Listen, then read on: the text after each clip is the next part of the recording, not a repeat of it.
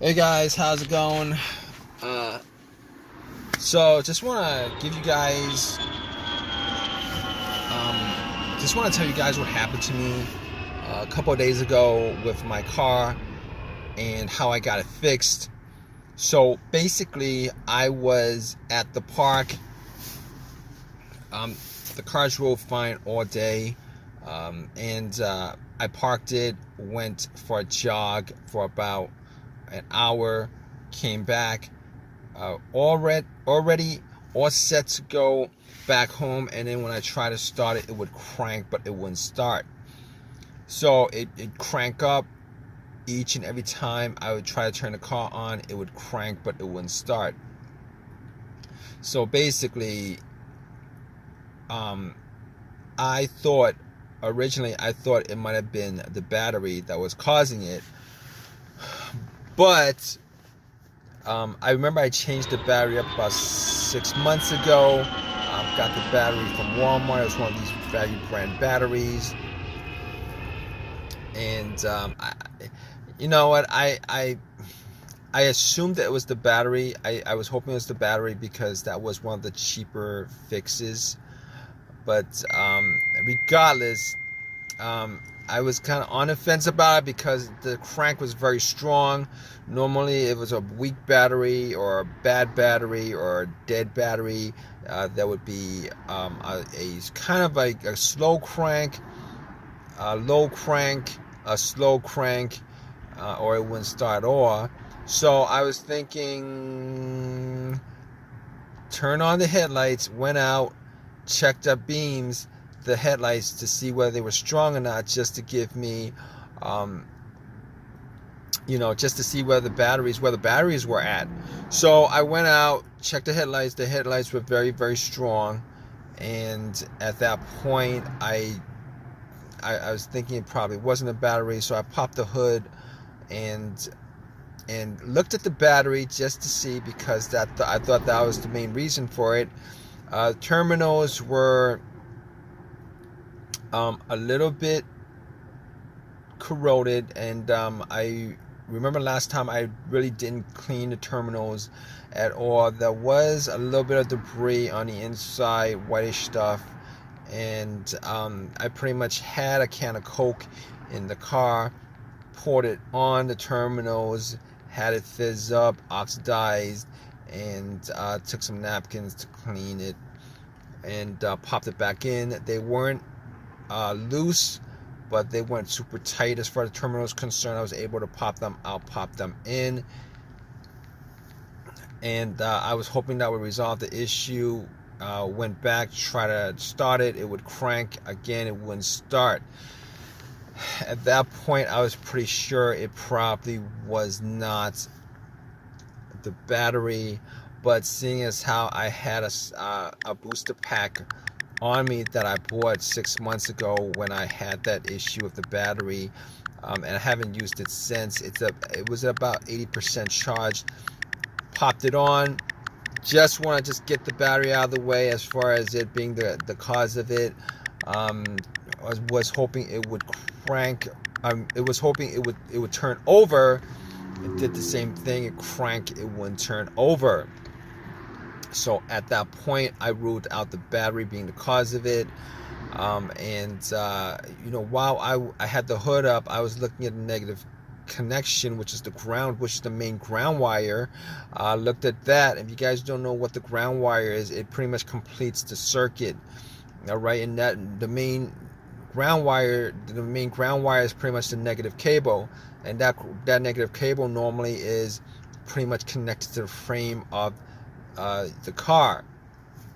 So I checked that out, and it didn't look like it was that bad. Had some rust on it, but I didn't think it was that bad. Everything was connected well, and at that point, I pretty much ruled out the ground wire. I ruled out the battery. I ruled out the alternator, seeing as how I didn't think it was the alternator to begin with, because normally if it was a bad alternator, the car would have died out on the road while the engine was on.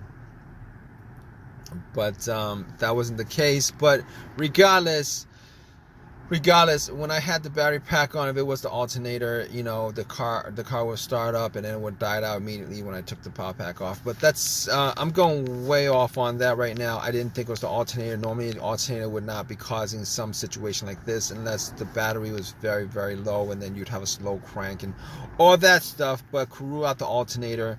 All right.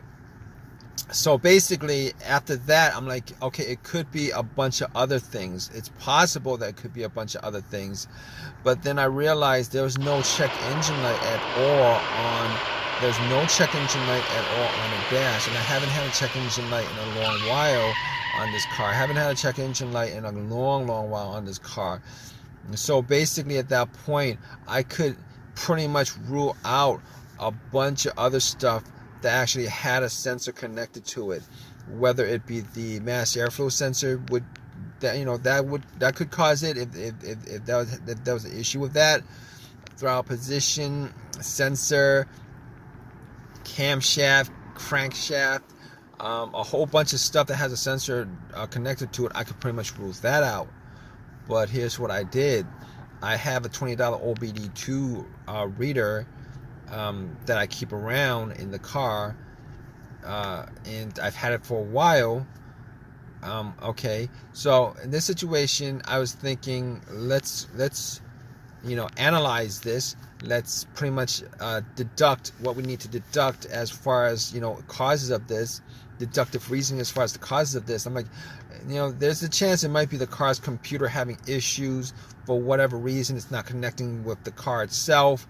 And I gotta rule that out. So I put the OBD2, and I know the OBD2 is normally not gonna tell me without a check engine light. Normally it's not gonna read anything. Well, it's gonna analyze everything and it's gonna put out readout, but it's not gonna tell you.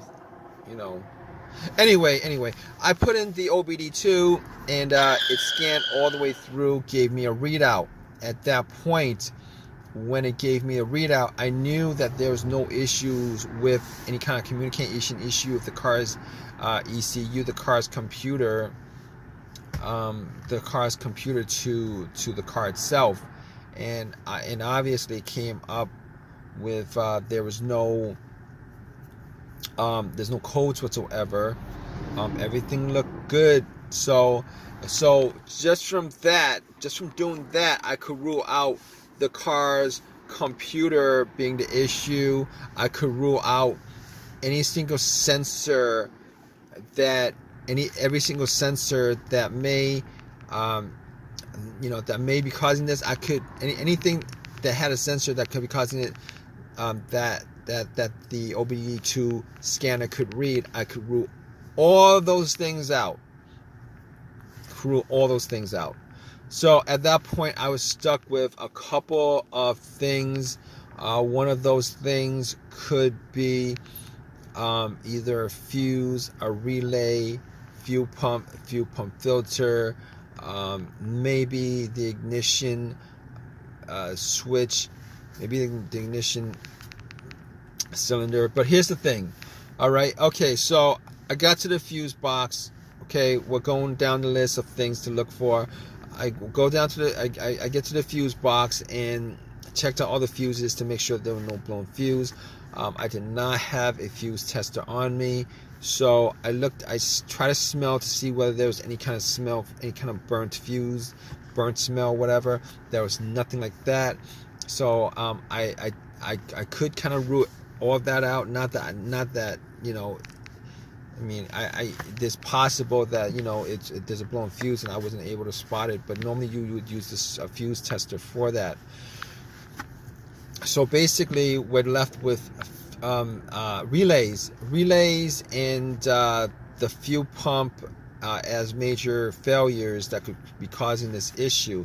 So I was looking, before I even went there, I forgot to say that another test I did was. Originally, I thought it might be maybe a fuel pump issue or something like that. So what I did was I sat in my car, had the car all the way off, and what I was trying to do was I was trying to trying to hear the fuel pump going off, the fuel pump priming. All right, so normally the best way to do that is if you had another person right next to where the fuel cap is. You take the fuel cap off where you put gas in, and you would listen while somebody turns the car to the on position. Now, it was just me, so I sat in my car with everything off, turn it to the on position, try to hear, listen for some kind of whizzing sound, motorized whizzing sound, and see if I could pick anything up. I wasn't able to pick anything up either way, whether there was a sound or not. So at that point, couldn't figure out exactly whether it was the fuel pump that was the issue. So obviously got to the relays, and you know, didn't notice anything different with the relays. So I actually, you know, just to test out the relay to see whether the relay might have had issues or something like that, I actually swapped another relay for that relay. I swapped it, you know. So when I swapped it, got back in the car, turned on, boom. When you know it, it actually cranked. It turned over. So at that point, I could, you know, rule out everything else, because that was the issue that was keeping the car from turning over. At that point, I knew it was the relay. All right. If it didn't turn over, it might have been something else, probably the fuel pump or whatever. Could be, you know, probably the fuel pump. But anyway, just to tell you how I fixed it, you know, went to AutoZone, got another relay, swapped it out, and haven't had an issue, haven't had a crank no start issue since. It turns over just fine. And you know, ever since that happened a couple of days ago, car's been driving fine. It's been turning over fine. It's been cranking over fine. Had no issues with it. So if you guys are in this situation, you know, you guys want to know, try to figure out what's causing that situation, what you guys you know, just go down the list of what I went through on this video. As far as just eliminating stuff that could be causing it, there's a good chance that, you know, your problem could be caused by one of those, you know, one of those things. But in any case, hope you guys enjoyed this video. If you guys have any comments, please leave a comment in the comment section. Please subscribe. Please give me a thumbs up. I really appreciate it. Hope this has helped you guys out. All right, guys, take care.